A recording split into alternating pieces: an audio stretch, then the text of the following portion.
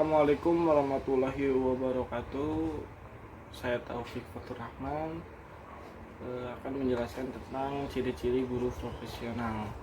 Ruang lingkup pada profesi dapat pula dibagi ke dalam dua gugus, yaitu gugus pengetahuan dan penguasaan teknik dasar profesional dan gugus kemampuan profesional. Kedua gugus ini mempunyai komponen-komponen atau indikator yang bisa dilakukan oleh guru untuk bisa menjadi seorang guru yang profesional. Yang pertama yaitu gugus pengetahuan dan penguasaan teknik dasar profesional mencakup hal-hal berikut. Yang pertama ada pengetahuan tentang disiplin ilmu, pengetahuan sebagai sumber bahan studi. Lalu yang kedua yaitu ada penguasaan bidang studi sebagai objek belajar, terus pengetahuan tentang karakteristik atau perkembangan belajar, pengetahuan tentang berbagai model, teori belajar, pengetahuan dan penguasaan berbagai proses belajar. Lalu ada pengetahuan tentang karakteristik dan kondisi sosial, ekonomi, budaya, politik sebagai latar belakang dan konteks berlangsungnya proses belajar, pengetahuan tentang proses sosialisasi dan kulturalisasi, pengetahuan dan penghayatan Pancasila sebagai pandangan hidup bangsa, pengetahuan dan penguasaan berbagai media sumber belajar, pengetahuan tentang berbagai jenis informasi, kependidikan dan manfaatnya, penguasaan teknik mengamati proses belajar mengajar, penguasaan berbagai metode mengajar, penguasaan teknik menyusun instrumen penilaian kemauan belajar, penguasaan teknik perencanaan dan pengembangan program belajar mengajar, penguasaan tentang dinamika hubungan interaksi antara manusia terutama dalam proses belajar mengajar, pengetahuan tentang sistem pendidikan sebagai bagian terpadu dari sistem sosial negara bangsa, penguasaan teknik memperoleh informasi yang diperlukan untuk kepentingan proses pengambilan keputusan. Nah, kurang lebih itulah pengetahuan-pengetahuan yang memang diperlukan oleh seorang guru yang profesional, karena apabila hanya mempunyai pengetahuan yang hanya sedikit itu belum bisa untuk menjadi guru yang sangat profesional. Terima kasih. Selanjutnya akan dilanjutkan oleh teman saya. Assalamualaikum warahmatullahi wabarakatuh. Saya Yuliana akan menjelaskan tentang syarat menjadi guru profesional. Kemarin sudah dijelaskan sama pemateri yang ke-1 yaitu tentang ciri-ciri guru profesional. Saya di sini akan melanjutkan materinya yaitu tentang gugus kemampuan profesional yang mencakup perencanaan program pembelajaran, pelaksanaan proses belajar mengajar, dan evaluasi kemajuan belajar. Gugus kemampuan profesional yang mencakup perencanaan program pembelajaran yang harus kita disiapkan yaitu merumuskan tujuan-tujuan instruksional, menguraikan deskripsi satuan bahasan, merancang kegiatan belajar mengajar, dan memilih media dan sumber belajar, menyusun instrumen evaluasi. Pelaksanaan proses belajar mengajar yang harus dilakukan adalah memotivasi dan membimbing proses belajar mengajar.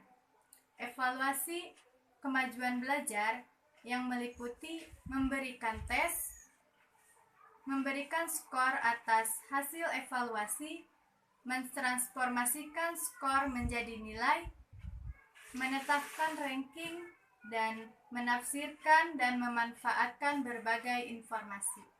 Baik, di sini saya akan menjelaskan tentang kemampuan dasar guru yang harus dimiliki sebagai seorang profesional, yaitu sebagai berikut. Yang pertama, menguasai bahan, meliputi menguasai bahan bidang studi dalam kurikulum sekolah. Yang kedua, menguasai bahan pendalaman sekolah. Yang kedua, dari profil kemampuan dasar yaitu mengelola kegiatan belajar mengajar yang meliputi 1. Merumuskan tujuan instruksional. Yang kedua, mengenal dan menggunakan pendekatan, model, dan metode belajar. Yang ketiga, memilih dan menyusun prosedur instruksional yang tepat. Yang keempat, melaksanakan program belajar mengajar. Yang kelima, mengenal kemampuan anak didik. Yang keenam, melakukan asesmen. Dan yang ketujuh, merencanakan dan melaksanakan pengajaran remedial. Yang ketiga dari profil kemampuan dasar yaitu mengelola kelas, meliputi mengatur tata ruang kelas. Yang kedua, menciptakan iklim belajar mengajar yang serasi. Yang ketiga, menciptakan disiplin kelas. Yang keempat dalam profil kemampuan dasar yaitu menggunakan media atau sumber belajar, meliputi yang pertama, satu, mengenal dan memilih media. Yang kedua, membuat alat bantu pembelajaran. Yang ketiga, menggunakan laboratorium. Yang keempat, mengembangkan laboratorium. Yang kelima, menggunakan perpustakaan. Yang keenam, menggunakan micro-teaching. Yang kelima dari profil kemampuan dasar yaitu menguasai landasan-landasan kependidikan. Yang keenam, mengelola interaksi belajar mengajar. Yang ketujuh, menilai prestasi siswa. Yang kedelapan, melaksanakan program bimbingan dan konseling. Yang kesembilan, menyelenggarakan administrasi sekolah. Dan yang terakhir atau yang ke-10 yaitu memahami prinsip-prinsip dan menafsirkan hasil-hasil penelitian. Nah, itulah profil kemampuan dasar guru yang harus dimiliki sebagai seorang profesional. Terima kasih. Selanjutnya kita ke bagian B ya, yaitu kompetensi yang dimiliki guru. Untuk menjadi seorang guru yang profesional, maka seorang guru ini harus mengetahui, memahami, menguasai kompetensi untuk menjadi guru yang profesional. Kompetensi yang harus dimiliki oleh guru profesional yaitu yang pertama, kompetensi pedagogik. Mulyasa mengatakan, kompetensi pedagogik merupakan kemampuan guru dalam pengelolaan pembelajaran yang sekurangnya dalam hal-hal berikut ini. Yang pertama, pemahaman wawasan dan landasan pendidikan. Yang kedua, pemahaman terhadap peserta didik. Yang ketiga, pengembangan terhadap kurikulum atau silabus.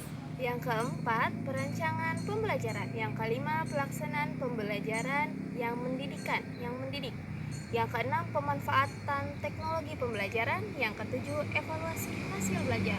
Nah, yang kedua, ini ada kompetensi personal. Apa sih kompetensi personal? Nah, kompetensi personal ini adalah kemampuan kepribadian yang tetap, stabil, dewasa, dan berwibawa, menjadi teladan bagi peserta didik dan berakhlak mulia.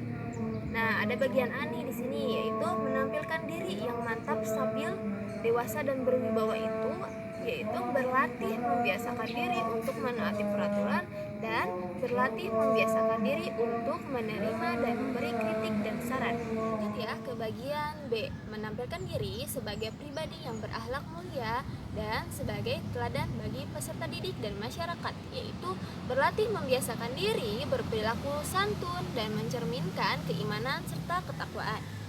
Bagian C, mengevaluasi kinerja sendiri, yaitu berlatih dan mengevaluasi kekuatan dan kelemahan sendiri. Dan berlatih menerima kritikan dan saran dari peserta didik. Oke, sudah cukup ya. Lanjut kita ke Ibu Siti Solihat. Nah, selanjutnya itu ada kompetensi profesional. Apa sih kompetensi profesional itu? Kompetensi profesional itu kemampuan penguasaan materi pembelajaran secara luas dan mendalam yang memungkinkan membimbing peserta didik memenuhi standar.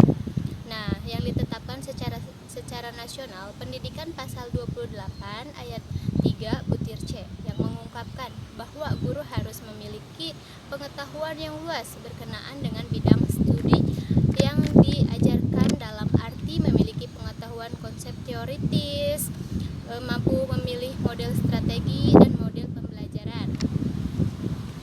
Nah, secara umum ruang lingkup kompetensi profesional guru ada pengertian dan dapat mengungkapkan standar kependidikan baik filosofis, psikologis, dan sosiologis dan lain-lain. Yang kedua itu ada pengerti dan dapat mengharapkan teori belajar sesuai yang secara umum, yang kedua ada secara khusus. Kompetensi guru dapat dijabarkan sebagai berikut nih. Yang pertama itu ada memahami standar nasional pendidikan, yang kedua itu mengolah kelas, yang ketiga itu ada memenuhi materi standar. Ini saya akan menjelaskan tentang strategi menjadi guru profesional. Guru adalah profesi yang penuh dengan tanggung jawab. Proses pendidikan secara langsung diemban di pundak guru. Karena guru yang berinteraksi dengan murid sebagai sasaran utama pengembangan pendidikan. Dari sisi kebijakan pemerintahan Indonesia, ada 3 hal yang harus dilakukan oleh guru menjadi guru profesional, yaitu diantaranya adalah A. Mengembangkan perangkat fungsional dan struktural bagi satuan-satuan organisasi terhadap peningkatan profesionalisme guru. Yang kedua yaitu menyediakan panduan program pendidikan dan pelatihan bagi guru prajabatan maupun guru dalam paradigma yaitu professional learning dalam kurung pembelajaran profesional. Cukup sekian dari saya, mohon maaf lebihnya akan dilanjutkan oleh saudara Tasya. Saya Tasya Mode Safira, saya dari kelas SD 18A. Di sini saya akan melanjutkan materi mengenai strategi menjadi guru yang profesional. Yang selanjutnya adalah menciptakan mekanisme penyelenggaraan mutu guru, termasuk sistem perizinan bagi guru maupun lembaga penyelenggara pendidikan guru. Seperti sekarang kan banyak tuh beramai-ramai membuka program pendidikan untuk calon guru dan guru dalam jabatan. Nah gitu. Terus selanjutnya ada upaya lain yang dilakukan pemerintah adalah program sertifikasi sesuai amanat dalam Undang-Undang Nomor 14 Tahun 2005 Pasal 42. Berdasarkan kebijakan yang dibuat oleh pemerintah untuk meningkatkan profesionalitas kerja guru, maka seorang guru akan lebih mudah untuk bisa menjadi guru profesional. Seperti itu. Nah, demikian akhir dari video pembelajaran dari kami. Semoga apa yang disampaikan adalah awal untuk kita menjadikan diri kita sebagai guru yang profesional. Terima kasih atas perhatiannya. Kurang lebihnya mohon maaf. Wassalamualaikum warahmatullahi wabarakatuh.